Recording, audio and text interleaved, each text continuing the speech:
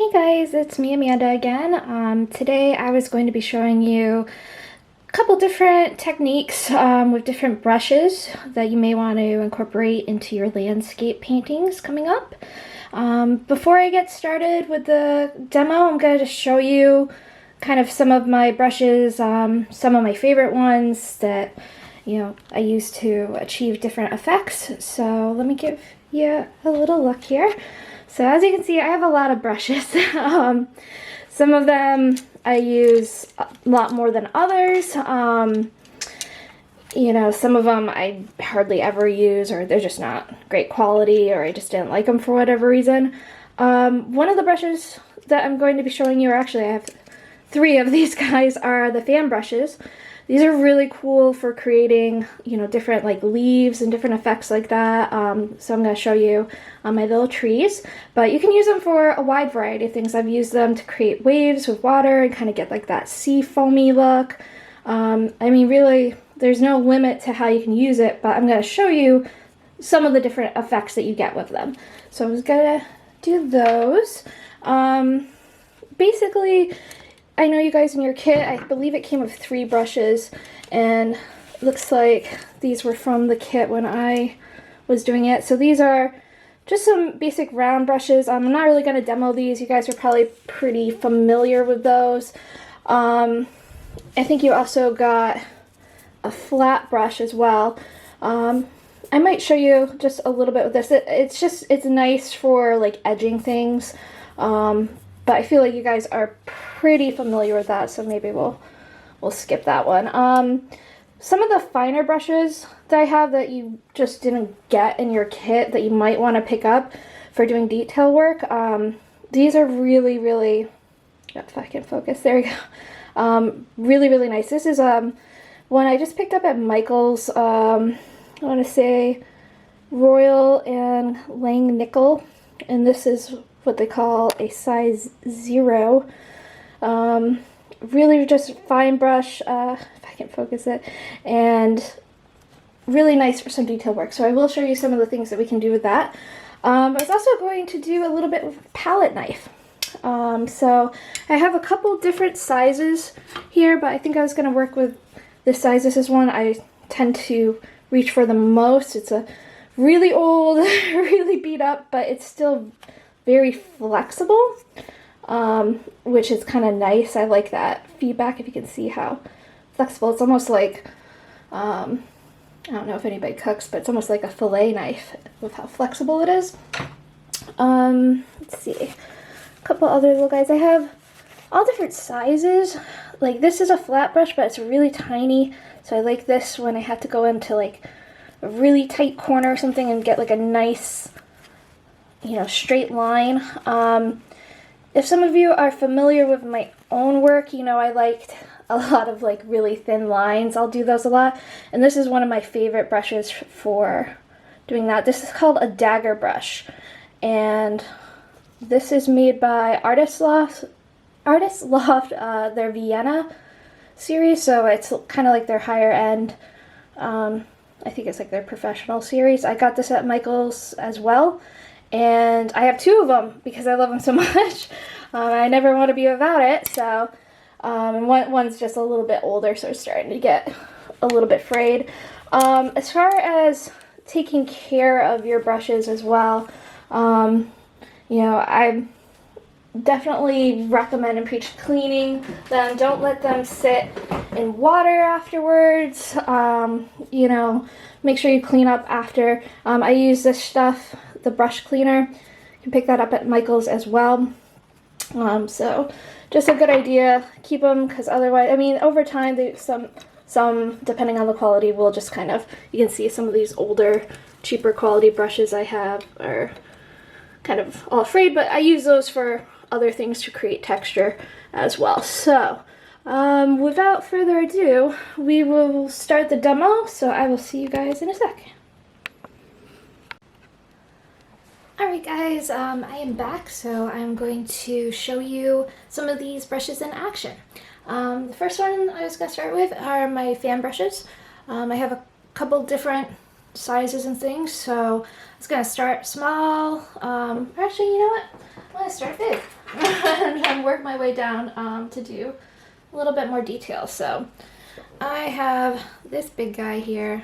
I just kind of put a little bit of water on it, and I'm just using my fingers to kind of fan it out. I just want it slightly damp, but you can see I get a nice big fan brush. So I was going to work on this guy right here, just adding in a couple spare leaves on this, or sparse leaves on this. So I just put a little bit of my green paint on here, and I am just barely kind of tapping it, and I'm going in different directions so that I get a lot of nice little leaf textures. So this is like a tree that's just starting to kind of get its leaves on it in spring. So just doing a little bit so you can still see the branches through.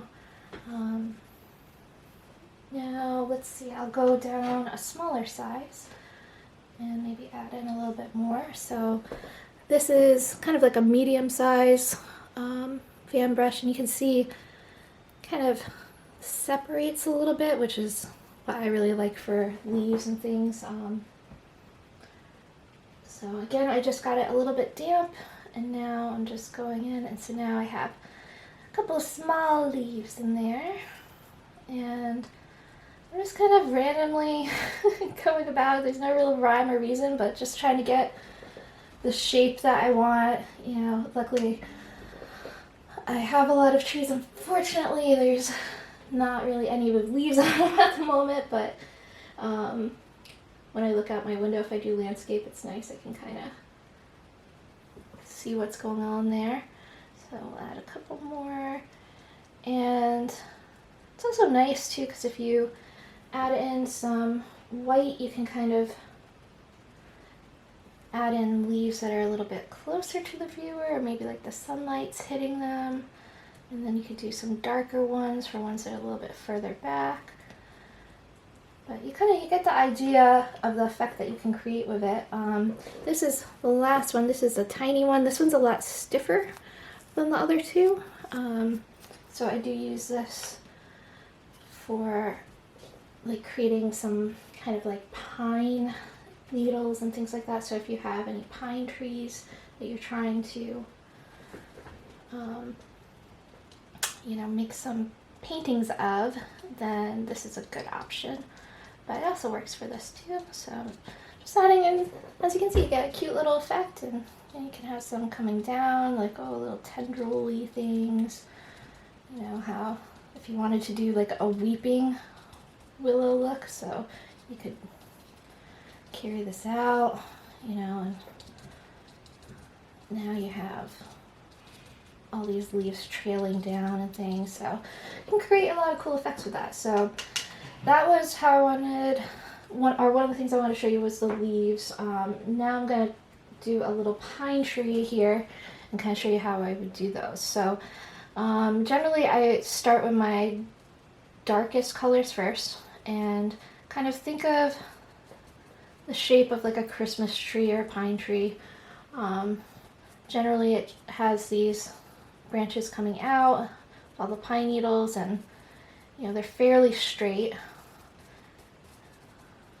but they kind of have a little bit of an upward movement. So I'm just going back and forth, just dabbing it, but it creates a really realistic effect, which is really nice. So again, I'm just gonna kind of build my shape first, and then at the top they kind of poke up a little bit like that. So I'm gonna add some more, and then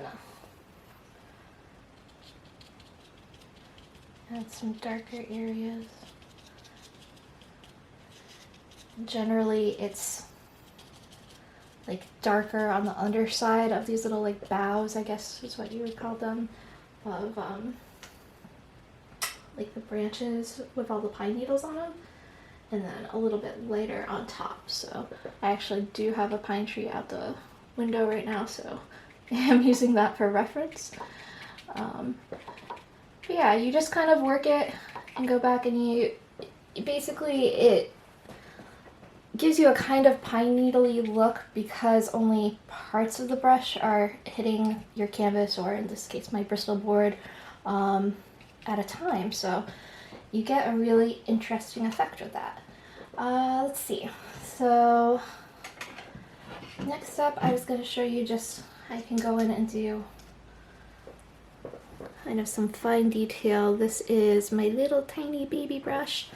So I was going to just add, let's add some color here. So I don't have a whole lot of brown colors in paint because I usually just mix it myself, but I have a couple here. I have raw sienna, burnt sienna, and then this one is called Van Dyke Brown. So I was like, well, we'll just use what we got because I wasn't going to mix up a whole bunch of brown. So this is nice for this kind of small area here. Allows me to get in really close and really nice. I have a lot of control with this brush. You know, typically I would say, like, make sure the brushes that you're using are made for the paint that you're using as well. These are acrylic and watercolor brushes mostly that I have. They work work well with both of those. But there are other brushes that are meant for like oils and things. So try and stick with the brushes, you know, for the type of paint that you're using. Reason being is because they are made to work best with that paint. So, I mean, it's not to say like, oh yeah, like you can't use an oil paintbrush with acrylic. You certainly can, but you may not get the same results as if you were using one that was specifically made for acrylic. So also you'll see like a lot of my brushes are different lengths of the handle. So like the ones in the kit, you know, they have those really long handles, and that's pretty typical of a lot of acrylic brushes. Watercolor brushes tend to have shorter handles. I think the reason being because you can get like a little bit more up close and personal with it. I actually don't know the actual reason for that. That would be a good question for Sandra. But I do find that the ones that I have that are like made for watercolor tend to be a lot shorter, and those are usually like the finer brushes I have, like this one, which I really like for doing this kind of detail work because I need to be up close for it. You know, I get really close to the canvas, so you know, I don't want to have like a really long brush, but I think that sometimes the really long handles on these brushes too provide a sense of balance as well. So, you know, it kind of maybe keeps your hand a little bit steadier and things like that. So it's kind of nice. So as you can see, I'm just kind of messing around here, adding like a little shadow on one side. And there's my little tree. So next up, I was just going to show you guys my palette knife and how you can use that to actually apply paint to the canvas. So I did just show you this one, the really flexible one. I have a couple others I was going to show you too. This one's pretty flexible as well. And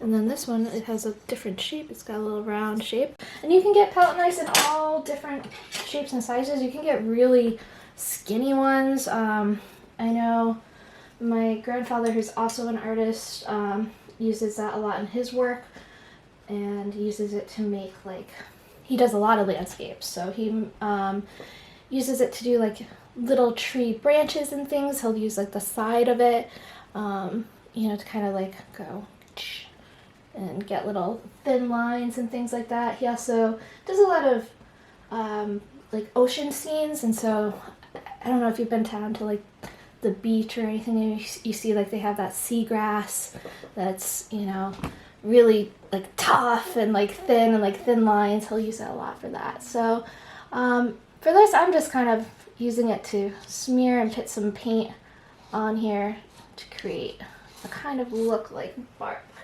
So I'm going to use it, and you can do so many different things with a palette knife. Generally, when I use it, I like to keep, or I'll apply a couple different colors of paint using the palette knife, and I like to keep it kind of unblended. I like the look of, you know, not too overworked with the paint, just to have it kind of go on how you want it. So once I put it on, I don't spend too much time messing around with it, but sometimes I'll blend like certain sections of it, and then I can go over as well. So just trying to create the look of bark here. And you can kind of drag it through, and you definitely go through a lot of paint when you do this, so just make sure you have enough on hand because you are applying it so thickly. So, but you get really cool effects there. Let me see if I can zoom in here just so you can see a little bit better. Let me switch it up with a different one and see how we like that. So this one gives me a little bit of a broader stroke there. And then if I come back with some darker colors. So this one goes on a little bit smoother. It has more of a surface area, so it's a little bit flatter. It has a rounded top, so I can get like some smoother effects here. And if I kind of use it and wiggle it out there, you can definitely get a lot of coverage. Let me see if I can show you. So you can use the edge to kind of make a nice sharp line as well. So I'm going to do that and put some darker lines through here.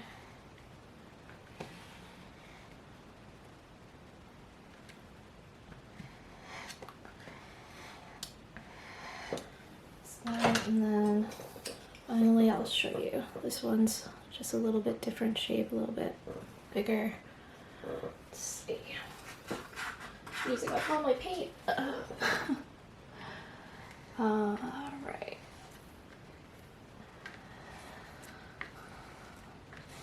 Just kind of smearing it. You know, a lot of artists use palette knives to apply paint in their different artworks. You know, so definitely Google some images and you'll see a lot of cool different, you know, techniques and ways people do it. Some people, that's all they use. So instead of brushes, they'll just do entirely a palette knife, which is really cool. You know, you get a much rougher look, you know, when you do it that way. You know, it's not like finely detailed and smooth, and you know, like this like is very smooth over here, but this has a lot of texture, so it's great in landscape if you want to build up textures. I've seen people use it for clouds, for hills and things like that. You know, rocks, if you're doing a lot of rocks, that would be great as well. And obviously for trees and bark and things like that, you can get a really cool effect for it. But yeah, that was pretty much the ones that I really wanted to show you guys. I have, like I said, I have a ton more, so I may end up doing another demo video at some point. I'm working on a painting myself, so I may just show you how I use my different brushes with that, because I do use a lot of different brushes for it. So stay tuned, maybe we'll do that at some point. But again, I miss you guys. I hope everybody is staying safe and healthy, and that you're creating great art. I hope to see some of you in the fall. You know, I know some of you are graduating, but hopefully I'll still get to see you from time to time. And yeah, I'll check in with you guys on the discussion boards on your next project and say hi, and talk to you guys soon. Have a good one. Bye.